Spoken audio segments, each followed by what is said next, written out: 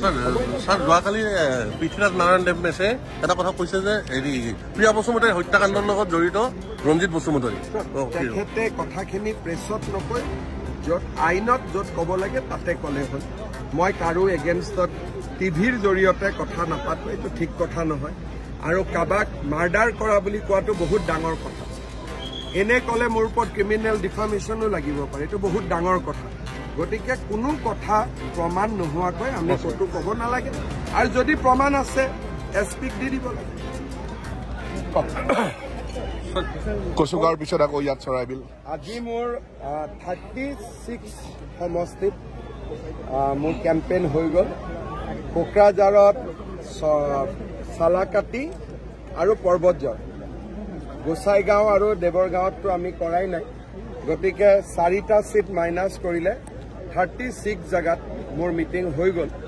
গতিকে এতিয়া আমাৰ এটা ধাৰণা হৈ গ'ল যে কোনটো সমষ্টিত আমি ইলেকশ্যন উঠিব লাগে, ক'ত নালাগে। এতিয়া আমি আলোচনা কৰিম আৰু যিমান সোনকালে পাৰোঁ আমি আমাৰ যিটো পলিচি হ'ব সেইটো আমি প্ৰস্তুত কৰিম।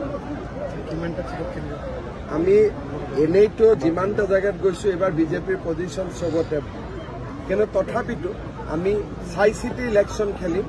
য'ত আমাৰ একেবাৰে চান্স নাই তাততো খেলি লাভ নাই, কিন্তু যিমান পাৰোঁ আমি চিটত ইলেকশ্যন খেলিম। 5টা বছৰ আপোনালোকে মিত্ৰজোঁটৰ চৰকাৰ আছিল, তাতে VCDC আছিল,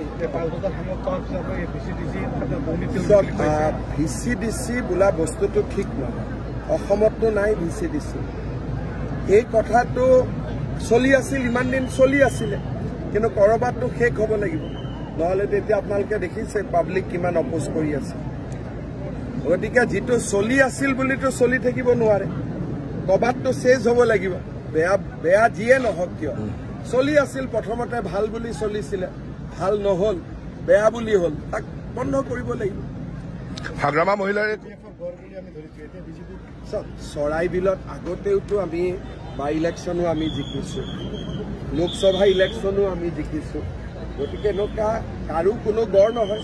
কিন্তু BPF জিকিলেও মোৰ আপত্তি নাই, UPPL জিকিলেও মোৰ আপত্তি নাই, কাৰণ আমি কাৰো এগেইনষ্টত নহয়। হাগ্ৰামা মহিলাৰ তথাপিতো ভাল, খালি BTRত শান্তি থাকিব লাগে, কামবিলাক হ'ব লাগে। VCDC থাকিব নালাগে, কিন্তু তেওঁলোকে সিদ্ধান্ত ল'ব। মইতো ইয়াত জোৰ কৰিব নোৱাৰো। যি সিদ্ধান্ত হ'ব কোকৰাঝাৰত হ'ব।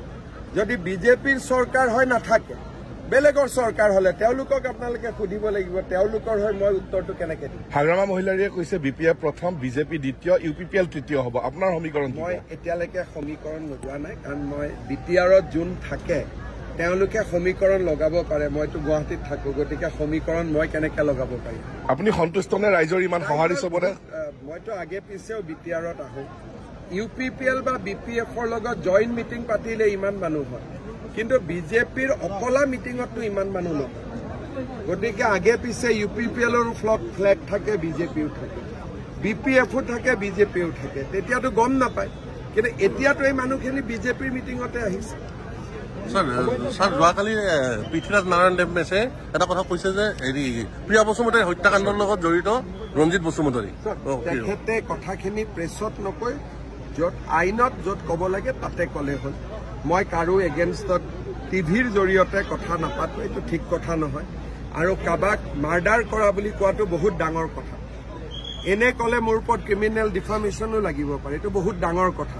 গতিকে কোনো কথা প্ৰমাণ নোহোৱাকৈ আমি ক'তো ক'ব নালাগে, আৰু যদি প্ৰমাণ আছে এছপিক দি দিব লাগে। হ'ব, থেংক ইউ।